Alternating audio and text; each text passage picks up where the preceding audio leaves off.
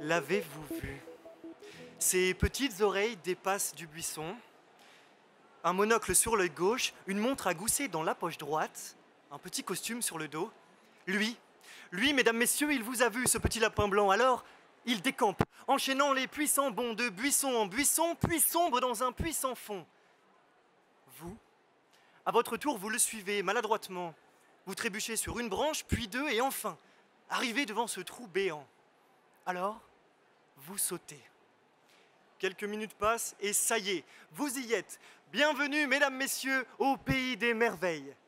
Un endroit très particulier où les hommes et les animaux vivent en parfaite harmonie.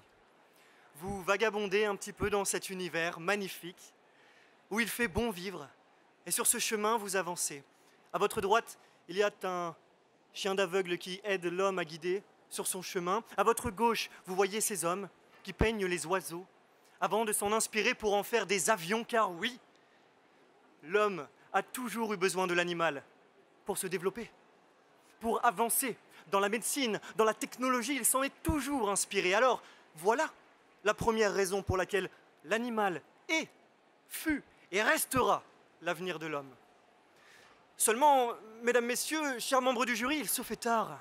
Il serait temps de rentrer. Alors vous faites demi-tour, vous vous en allez, remontez avec difficulté ce puits sans fond, et vous voilà revenu à la réalité. Mais quelle réalité? Il fait un petit peu froid. Il y a un petit peu moins d'animaux, mais toujours ce même chemin.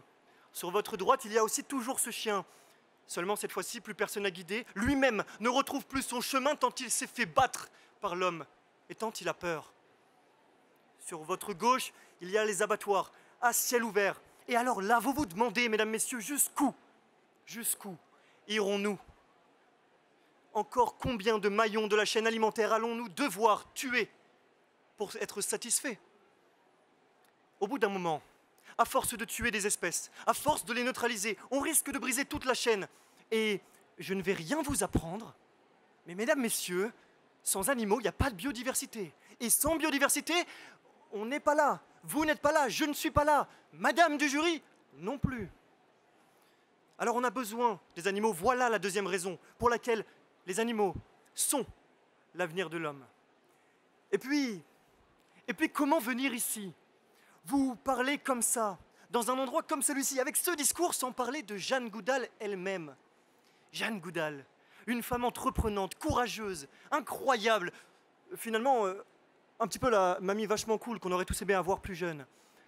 Cette femme-là, elle nous a dit une phrase un jour. Trop souvent et trop longtemps, l'homme a oublié qu'il est un animal lui-même.